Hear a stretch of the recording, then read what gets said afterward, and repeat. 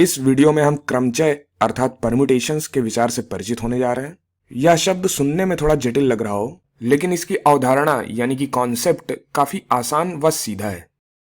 यह कहता है कि आपके पास यदि कुछ वस्तुएं हैं तो आप उनको कितने प्रकार से व्यवस्थित कर सकते हैं। व्यवस्था की कुल कितनी संभावनाएं हो सकती हैं, उन्हीं का यह पता लगाता है। इसे थोड़ा अधिक समझने के लिए हम एक उदाहरण लेते हैं।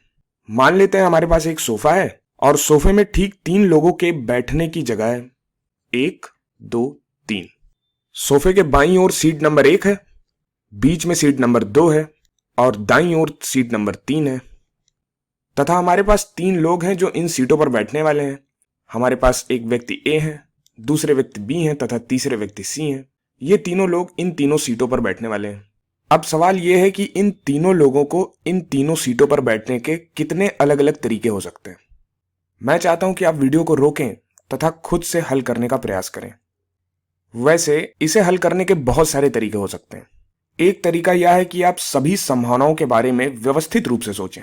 आप कहते कि हम सबसे पहले पहली सीट पर व्यक्ति ए को बैठाते हैं, तो व्यक्ति ए को हमने पहली सीट पर बैठा दिया। अब हम दूसरी सीट पर व्यक्ति बी को बैठा देते हैं तथा तीसरी सीट पर व्यक्ति सी को बैठा देते हैं। एक संभावना तो ये हो गई। दूसरी संभावना होगी कि हमने पहली सीट पर व्यक्ति ए को ही बैठाया है और बी और सी को आपस में बदल दे रहे हैं, तो दूसरी सीट पर हमने व्यक्ति सी को बैठाया तथा तीसरी सीट पर हमने व्यक्ति बी को बैठाया। अब ये वो सारी संभावनाएं हैं जिनमें व्यक्ति ए पहली सीट पर बैठा हुआ है। अब आप कहते हैं कि चलो किसी और को हम सीट नंबर 1 पर बिठाते हैं, तो आप व्यक्ति बी को सीट नंबर 1 पर बिठा सकते थे। तो सीट नंबर 1 पर व्यक्ति बी आता, सीट नंबर 2 पर व्यक्ति ए आता और सीट नंबर 3 पर व्यक्ति सी आता। फिर से आप सीट नंबर 1 पर व्यक्ति बी को ही बैठाते और ए तथा सी का स्थान आपस में बदल देते, तो सीट नंबर 2 पर व्यक्ति सी आता तथा सीट नंबर 3 पर व्यक्ति ए आता। तो इस प्रकार से आपने कुल संभावनाएं यहां दर्शा दी जिनमें व्यक्ति बी सीट नंबर 1 पर बैठा है, और यही वो कुल संभावनाएं हैं, 2 संभावनाएं। अब हम व्यक्ति सी को सीट नंबर 1 पर बिठाते, तो व्यक्ति सी को सीट नंबर 1 पर बिठा देते, व्यक्ति ए बीच में आ जाता और व्यक्ति बी सीट नंबर 3 पे आ जाता। फिर से हम सी को सीट नंबर 1 पे ही बिठाते और ए और बी के स्थान को आपस में बदल देते, तो बीच में व्यक्ति बी आ जाता तथा तीसरे नंबर पर यानी कि सीट नंबर 3 पर व्यक्ति ए आ जाता। तो ये दोनों वो संभावनाएं हैं जहां पर व्यक्ति सी सीट नंबर 1 पर बैठा है, और ये असल में सभी क्रमचय हैं, सारे परम्यूटेशंस हैं। और वो कितने हैं? 1, 2, 3, 4, 5, 6। तो क्रमचयों की संख्या यहां पर 6 है, यानी कि ए बी सी ये 3 व्यक्ति इन 3 सीटों पर 6 अलग अलग तरीकों से बैठ सकते हैं। जब आप 3 लोगों को 3 खाली स्थानों पर बैठा रहे हैं तो इस तरह से सोचना इतना बुरा भी नहीं है। संख्या थोड़ी और भी बड़ी होती, मान लेते 6 लोगों को आप 6 खाली स्थानों पर बैठाते, तब भी आप इस तरह से सोच सकते थे और उतना बुरा भी नहीं था, आप यह काम कर सकते थे। लेकिन यदि व्यक्तियों की संख्या बहुत ज्यादा होती, मान लेते 100 व्यक्ति होते और 100 खाली स्थान होते, फिर आपको 100 व्यक्तियों को उन 100 खाली स्थानों पर बैठाना होता, तब इस प्रकार से गणना करना काफी कठिन हो जाता। उस अवस्था में आप क्रमचयों की संख्या गणितीय रूप से कैसे ज्ञात करते? वैसे अब मैं जो तरीका आपको बताने वाला हूं उसमें व्यक्तियों व सीटों की संख्या कोई भी संख्या हो वह सभी के लिए काम करेगा। अब जो भी तरकीब हम इस्तेमाल करने वाले हैं उसका सिद्धांत यहां पर जो भी हमने किया है इसी पर आधारित है। हमने यहां पर वाकई में क्या किया था, हमने सीट संख्या 1 से शुरुआत की थी। अब इस सीट नंबर 1 पर कितने लोग बैठ सकते थे, यह मानते हुए कि इससे पहले कोई भी यहां पर नहीं बैठा था, तो यहां पर 3 लोग बैठ सकते थे। इसे आप यहां भी देख सकते हैं।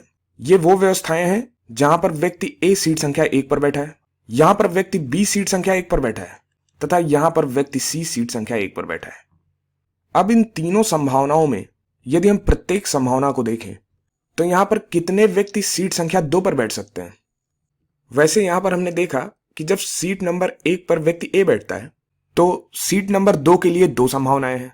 जब सीट नंबर 1 पर व्यक्ति बी बैठता है तो सीट नंबर 2 के लिए 2 संभावनाएं हैं, तथा जब सीट नंबर 1 पर व्यक्ति सी बैठता है तब भी सीट नंबर 2 के लिए 2 संभावनाएं हैं। तो यहां पर सीट संख्या 2 पर बैठने की 2 संभावनाएं हैं। और एक तरीके से ऐसे भी सोच सकते हैं कि जब आपने सीट संख्या 1 पर इन तीनों व्यक्तियों में से किसी एक व्यक्ति को बैठा दिया तो अब सीट संख्या 2 पर बैठने के लिए 2 ही विकल्प बचते हैं। तो सीट संख्या 2 पर हम कितने प्रकार से व्यक्तियों को बैठा सकते हैं, तो हम 2 प्रकार से बैठा सकते हैं, और वही हमने यहां पर देखा भी। इन क्रमचयों में हमने यही देखा। अब सीट संख्या 3 पर कौन कौन बैठ सकता है? तो जब आपको पहले से पता है कि सीट संख्या 1 तथा सीट संख्या 2 पर कौन कौन बैठा है, तो सीट संख्या 3 पर बैठने के लिए सिर्फ एक ही विकल्प बचता है, और यह आप सभी क्रमचयों में देख सकते हैं।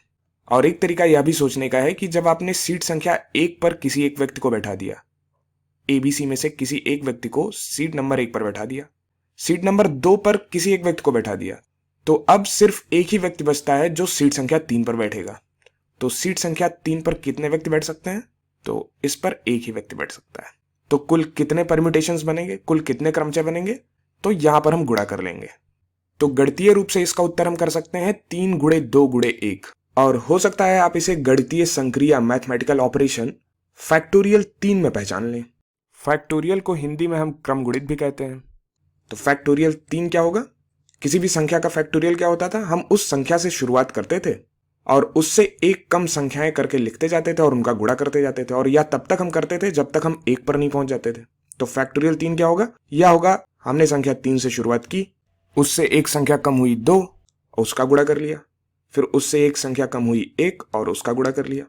तो फैक्टोरियल 3 होगा 3 गुणे 2 गुणे 1, और यह 6 के बराबर आएगा।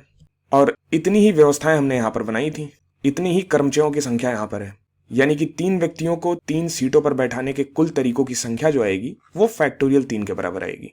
अब हम एक और उदाहरण लें जिसमें हम 3 व्यक्तियों को नहीं, इस बार हम 5 व्यक्तियों को 5 खाली स्थानों पर बैठाएंगे। तो मान लेते हैं हमारे पास 5 खाली सीटें हैं। सीट संख्या 1, सीट संख्या 2, सीट संख्या 3, सीट संख्या 4, सीट संख्या 5। और इन सीटों पर बैठाने के लिए हमारे पास 5 व्यक्ति हैं, व्यक्ति A, व्यक्ति B, व्यक्ति C, व्यक्ति D, व्यक्ति E। कितने तरीकों से ये 5 लोग इन 5 सीटों पर बैठ सकते हैं? मैं चाहूंगा कि आप वीडियो को रोकें और इसका हल निकालने का प्रयास खुद से करें। तो इसका उत्तर आप तुरंत दे सकते थे। आप कहते कि इसका उत्तर होगा फैक्टोरियल 5, जो कि होगा 5 गुणे 4 गुणे 3 गुणे 2 गुणे 1। 5 को 4 से गुणा करेंगे 20 आएगा, 20 को 3 से गुणा करेंगे 60 आएगा, और 60 को 2 से गुणा करेंगे तो 120 आएगा, और 120 का गुणा 1 के साथ 120 ही आएगा। तो फैक्टोरियल 5 का उत्तर होगा 120 के बराबर। यानी कि इन 5 व्यक्तियों को आप 120 तरीके से इन 5 सीटों पर बैठा सकते थे, और यही उत्तर होना भी चाहिए, क्योंकि जब आप पहली सीट पर जाते हैं और देखते हैं यहां पर कोई भी नहीं बैठा है, तो पहली सीट पर कितने व्यक्ति बैठ सकते हैं? तो पहली सीट पर 5 व्यक्ति बैठ सकते हैं। अब आपने इन 5 में से किसी एक व्यक्ति को बैठा दिया है। अब दूसरी सीट के लिए सिर्फ 4 विकल्प बचते हैं, क्योंकि कोई एक पहली सीट पर बैठ चुका है। तो दूसरी सीट पर कितने लोग बैठ सकते हैं? तो 4 लोग बैठ सकते हैं। इनका गुणा कर लिया हमने। अब पहली व दूसरी सीट पर 2 लोग बैठ चुके हैं। अब तीसरी सीट के लिए 3 ही विकल्प बच रहा है। तो तीसरी सीट पर कितने लोग बैठ सकते हैं? तो 3 लोग बैठ सकते हैं।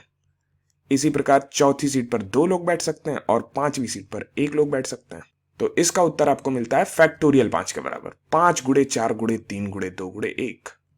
इस प्रकार से यदि कोई बहुत बड़ी संख्या भी हो, जैसे कि हमने 100 संख्या ली थी कि 100 व्यक्तियों को हम 100 खाली स्थानों पर कितने प्रकार से बैठा सकते हैं, तो उसका उत्तर हो जाएगा फैक्टोरियल 100।